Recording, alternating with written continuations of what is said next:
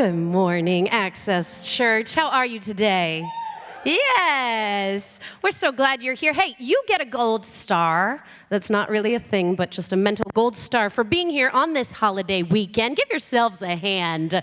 You could have been gone. You could have been eating remnant turkey, remnant pie, but you're here, and we're so grateful for you. My name's Liz, if we haven't met, and it's my honor to be with you guys this morning. I am coming in on week 4 of a series we've been doing called A Little Bit of Wisdom Goes a Long Way. And basically the whole gist of this series, the whole overarching theme has been this from this one verse, and that is in Proverbs 4:7. It's this: wisdom is supreme, therefore get wisdom. Though it cost all you have, get understanding. And this was written by a man named Solomon, who was considered to be the wisest person to have ever lived, maybe the wealthiest person. He had every fortune, everything. And this is what he says. He says, get wisdom, even though it cost you all you have. So we thought, man, there's something to pay attention to there. So we built this whole series on how we can get wisdom in our regular lives. And this week, I want to talk to you about something that's been on my heart. But I'm just so glad you're here. It's with Thanksgiving being over, we used to call this week Thanksmas. This is sort of the week in between Christmas and Thanksgiving. I am so jazzed. I already did shopping. I have obviously been to Target. I just want to give a shout out to Target. Target really been there for me in some times in my life. When I had newborns, I would walk the baby around the Target and with a coffee. And it was very magical. And how many of you have been? Are any other Target-holics in the? Yeah, there's something magical. My husband doesn't get it, and he's always confused, like, what did you buy? Like, well, how did that amass to that much? But it's just, there's something magical about it. Although the other day, something odd happened at Target, and I wanted to share it with you guys. I'm big on, like, using this time when I get to speak as confessional time. Is that okay? So my husband just got nervous. He's like, what is about to happen? So I was at a Target, but before that, I had been to breakfast with my beautiful sister-in-law, Katrina, and I had bought a new pair of shorts from Target the day before. Well, I said to Katrina, I need to use the restroom. I go to the restroom, and there is a side zipper, which I believe the enemy himself created that concept of the side zipper. I don't believe in it. I believe it's evil. But so anyway, I tried, the side zipper would not come down. Weird, right? We've all, if we're honest, had the times where the zipper won't go up. That's honest. This time, the zipper won't come down. So I go to myself, you know what, it's okay. I'll wait till I'm at the next thing, which was Target, and I'll get this zipper down. So I get to Target, get into the restroom, and I go, this zipper is not coming down, like literally not coming down. And at this point, it's become a dire and pressing need to use the restroom. So I just pull the shorts off. I shimmy my way out like a sausage coming out of its casing, and I take the shorts off. The zipper is still, so I go to the restroom. Then I go, well, the shorts are off now. Surely I'll be able to get the zipper down. When I tell you that I could not get this zipper down, when I tell you that, I am not lying. This zipper, I literally am pulling with all my might, and this zipper won't come down. And let me tell you something. Guess what? Shorts won't go back on with the zipper up. Okay, so here I am. I'm in Target, no shorts. Okay, and for 2 seconds, I kid you not, I looked at my shirt length and I went,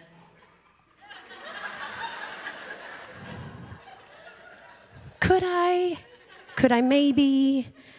And like, you know this is a small town. So child, I was like, no, I am not gonna do this, because the moment I walk out trying to find some shorts, it's gonna be like, Liz Burns. And I was gonna be like, So, can't get the shorts back up.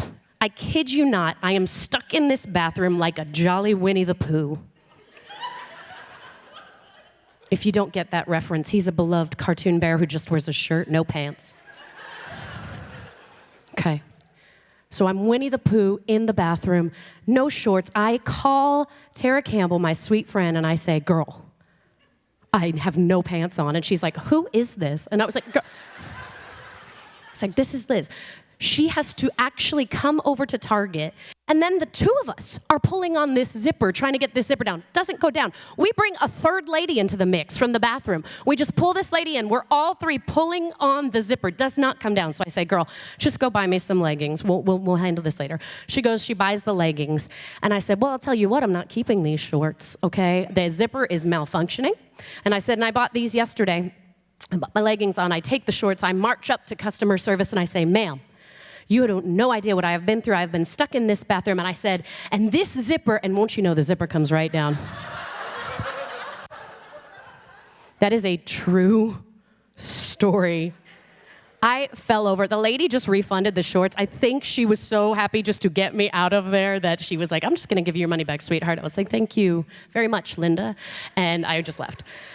That was recently a story of some of my biggest humiliation. But today I want to talk about something slightly more pleasant, yet kind of along the same vein, which is the concept of humility. And this is a bit of wisdom that I feel like we need that isn't talked about incredibly much. Yeah, I don't remember the last time I heard a humility message or something talking about humility. So today I want to dive into that.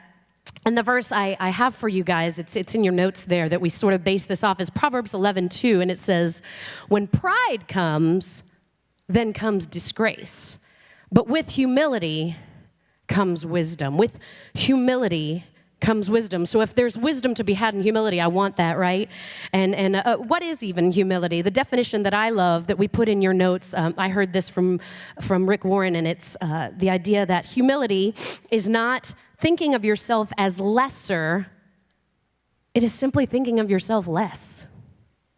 Humility is not thinking of yourself as lesser, it's simply thinking of yourself less. And like anything in the Bible, when we want to figure out what is this humility about, how do I get it, I think the best place we can go is to the life of Jesus.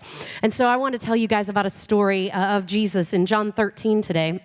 I'm going to summarize it a little bit for you, but this story is mind-blowing to me, and if you want the entire reference, write down John 13, 1 through 17. Read this later today. This story is so full of wisdom and truth, and it just unpacks this concept of humility. But basically what's happening is, you've all maybe seen the painting, The Last Supper by Da Vinci, right? So this is the final meal Jesus is having with his disciples. He knows he is about to be turned over to be crucified. And he sits down with his disciples. He starts warning them that his time has come. He tells them that one of you is going to even betray me.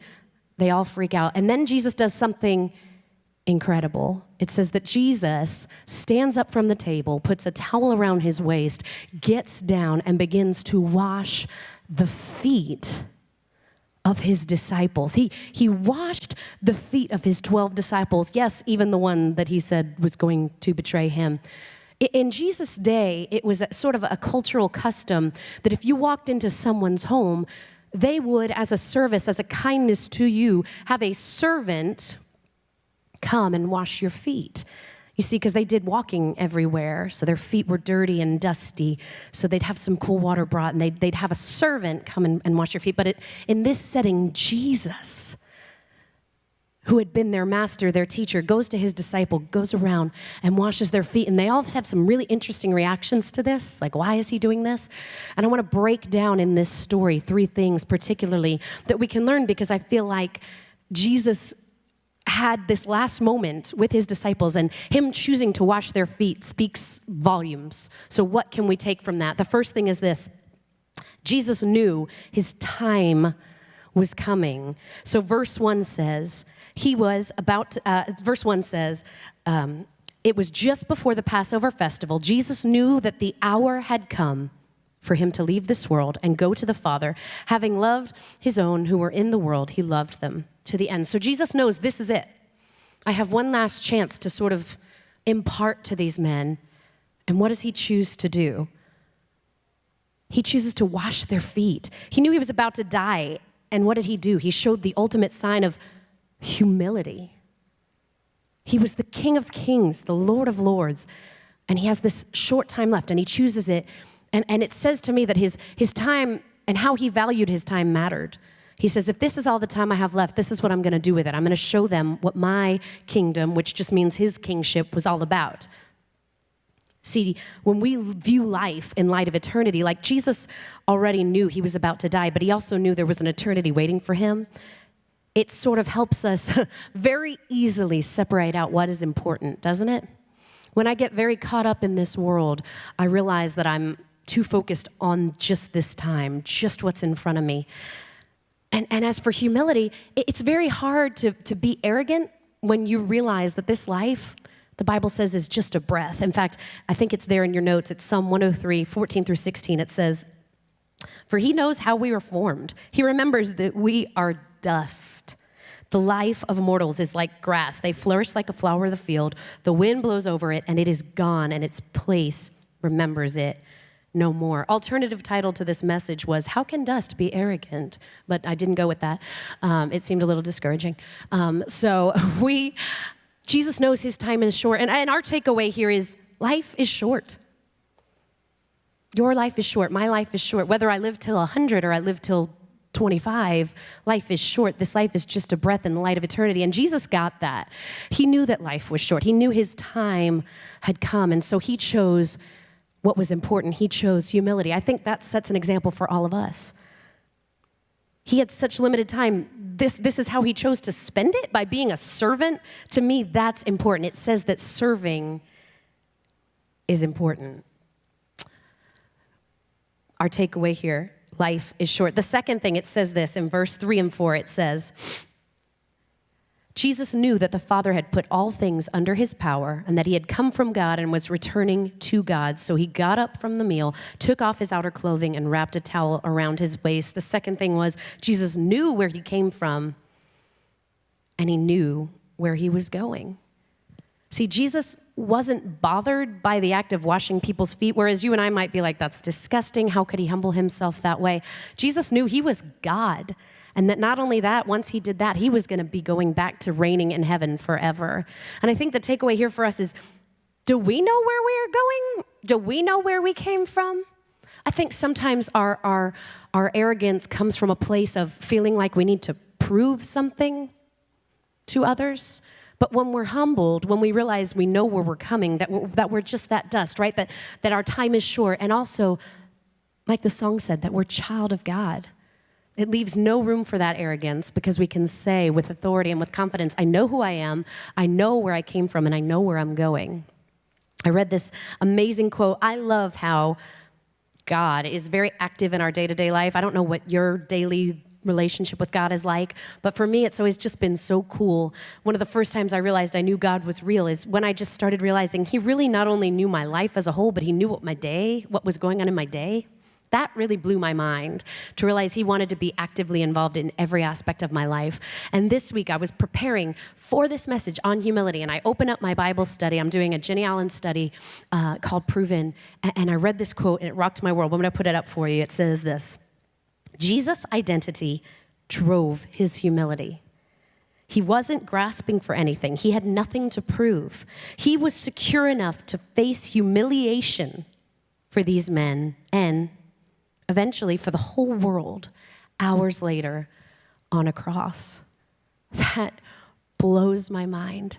But see, Jesus wasn't stressed about the humiliation of getting down and washing someone's feet, or later being crucified on a cross for the whole world. Why? Because he knew where he was going. He knew where he had come from. He knew where he was. Our takeaway is this: know who you are.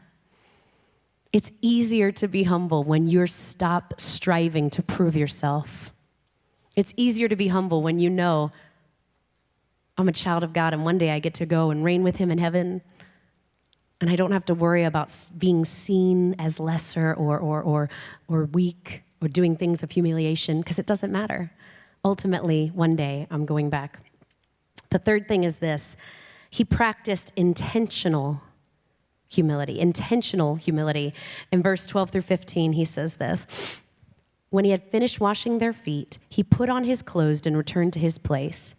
Do you understand what I have done for you? He asked them. You call me teacher and Lord, and rightly so, for that is what I am. Now that I, your Lord and teacher, have washed your feet, you also should wash one another's feet. I have set you an example that you should do as I have done for you. See, he did this right before he left. He could have chosen to do a lot of things. Like, if you had ultimate power, if you had Jesus levels of power, what would you do with it?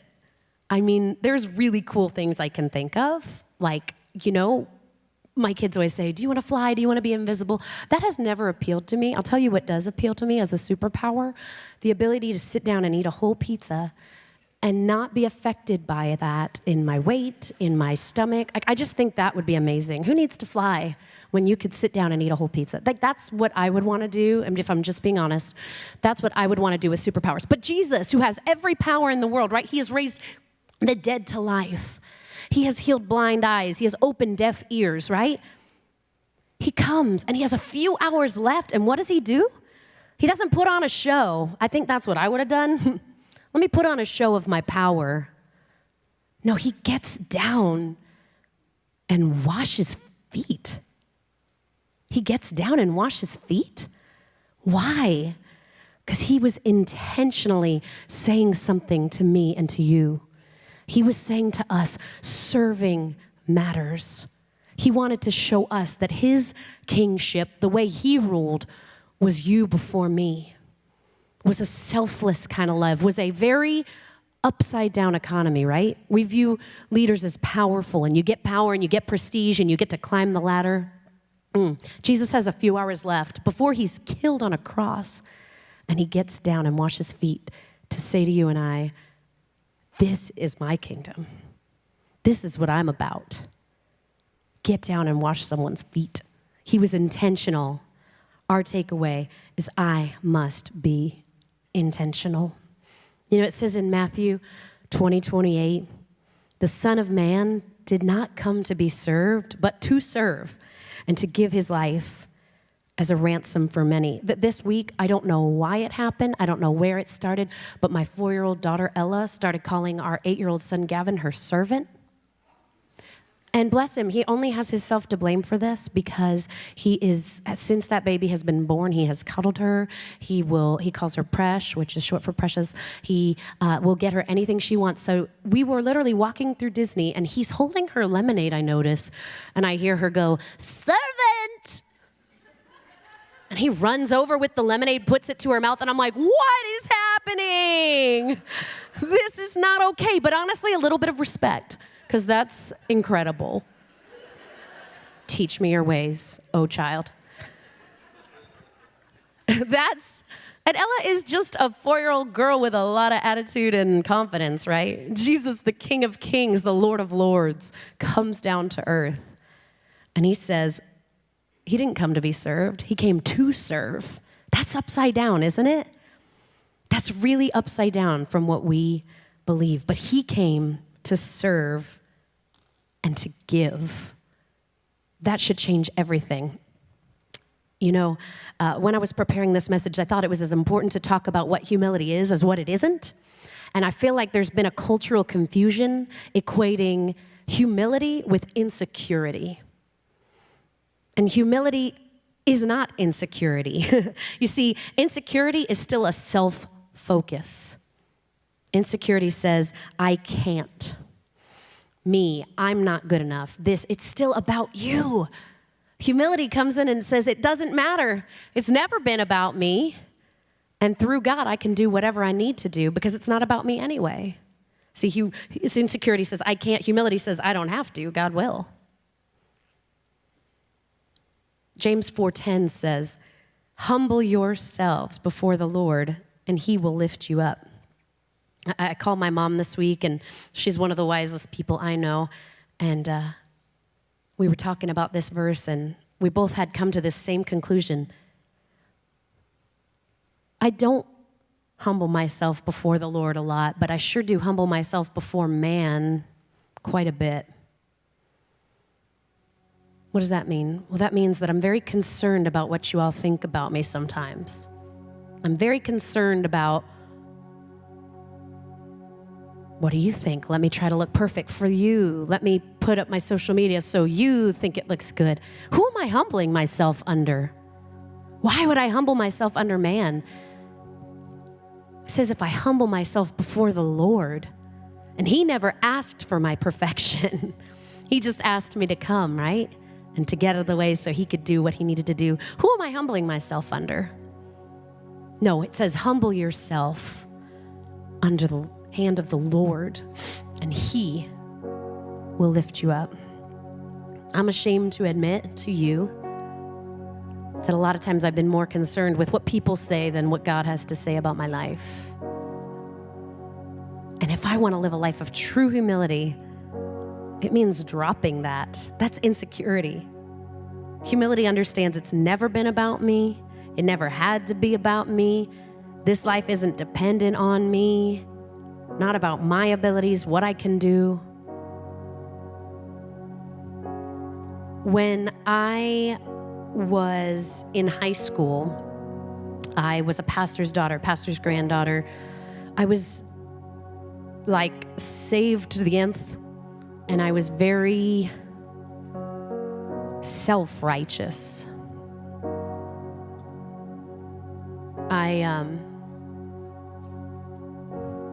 It hurts my heart to talk about it because all I did was believe that with my good behavior, I could strive and earn and become a really super Christian, that I would be earning my way to God. And meanwhile, I looked around, and you know, the Bible says you can know a tree by the fruit of it. The fruit on my tree was really gross.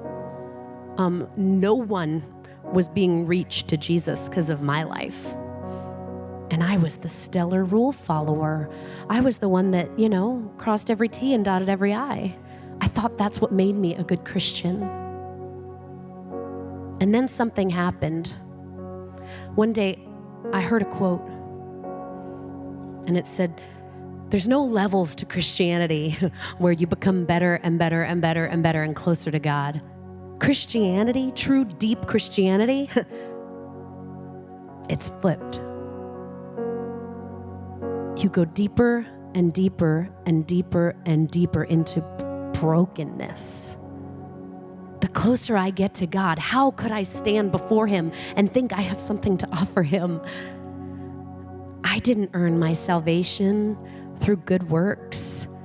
I didn't sing so pretty that God was just so pleased. I didn't write enough words to get his attention one day. No, I gotta come before him broken and say, God, it's never been about me. It's not about me. I accept your gift of grace. I'm so grateful for the grace of God because it led me to repentance for that time in my life. It was specifically reaching out to some people from that time of my life and repenting and saying, I had it so wrong. I had it so wrong. Being a Christian was never about my goodness. It was about God's goodness, how good he is, how he could not meet me halfway. He could come the whole way and just pick me up and say, I've got this. It was never about you, Liz. Get over yourself. Today, just this morning, listen, I've had the notes printed, but just this morning as I was praying about this message, I felt in my heart like some of us in this room need to apologize to some people. Apology is like a dying art because we're taught that when we're great and when we're confident, you know, we can live without regrets and without apology. And I get the like, go get 'em part of that. And yet nothing is more humble than to come before someone and say, I was wrong. I have never respected someone more than when they came to me and said, I truly apologize. I believe I did wrong. This isn't a message of condemnation. If you need that encouragement, just 2 weeks ago, we had a message where we were talking about forgiveness and how probably there's people who have hurt you and you need to forgive them. I believe there's some of us who need to ask some forgiveness. That's the practical step of humility. As parents, listen up.